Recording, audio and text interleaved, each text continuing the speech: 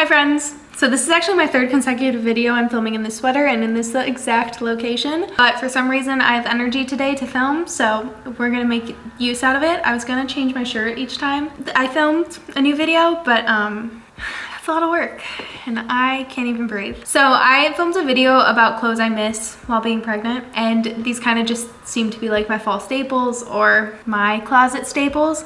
That might not be everybody else's, but I actually wanted to talk about the opposite, which is clothes I surprisingly don't miss while being pregnant. And these are clothes that I have in my closet and I thought I wore all the time, and I'm like, I don't even care to reach for them or try and make them work like I did with these other pieces I talked about in the last video. Maybe this is a sign to get rid of them. But maybe if I didn't film like videos and stuff like that where I feel like I need a little bit more of an extensive closet, I'd get rid of these items because this is definitely telling. So the first thing I have on my list are trousers. I felt like I was such a trouser girl. I have a pair from NAKD and they're high-waisted, so they stopped fitting early in the pregnancy. They were perfect fitting trousers before I got pregnant, so they haven't fit me for almost 9 months now. So I felt like I wore my trousers all the time in the summer, but I guess I don't know. Maybe like my trousers really are just more a fall thing, but I still have not thought about them once or thought about missing them once. I do miss like more of like a khaki style pant, but my boyfriend gave me a few of his pants because they fit me right now, and he has like a khaki, like green khaki style pant that, well, they were fitting me like last month, and I felt like that did the job. It was just like a khaki pant is what I wanted. I didn't necessarily need them to be a high-waisted trouser, and that's kind of a good thing because there are so many khaki pants at the thrift store. I filmed a video today, but I don't know when it went up now, and I showed these pants from Free People, and like those are so cute. Like that is my pant that I want to wear right now, opposed to like the trouser. I still think the trouser can be styled in this way. I'm just like not so much of a fan of the high-waisted trouser anymore as I like a low-waisted khaki. Hey everybody, before we get any further into this video, I wanted to say thank you so much to Caseify for sponsoring this video.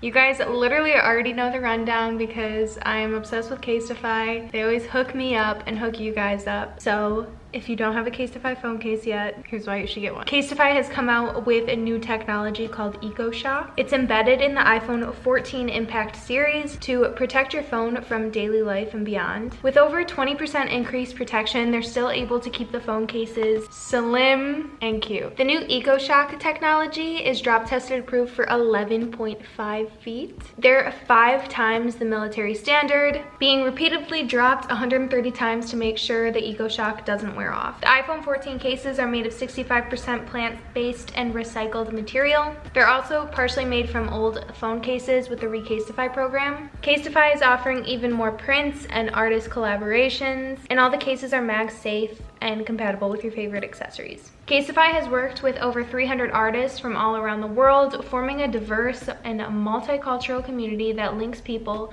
together to truly express themselves in the form of art. The cases feature a raised camera ring to protect the lens from backfalls, a raised top bezel, and a raised side bezel for extra screen protection without sacrificing swipe convenience. With the Caseify program, they're able to take old recycled cases and turn them into new ones that are just as protective, but way better for the earth. 51,000 phone cases have been recycled with the program, and they've achieved 20% carbon emission reduction. Also guys, I want to show you this. So this is like a new little piece from Caseify. It's this little hook that goes in your phone.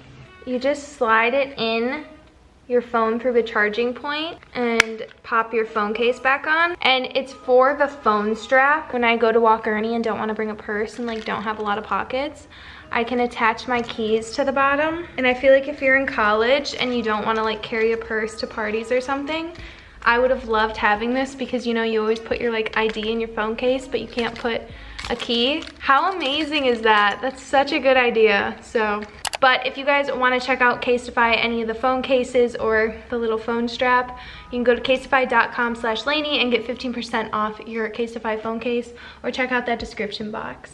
Thank you again to Caseify for sponsoring this video. Let's get into the rest of it.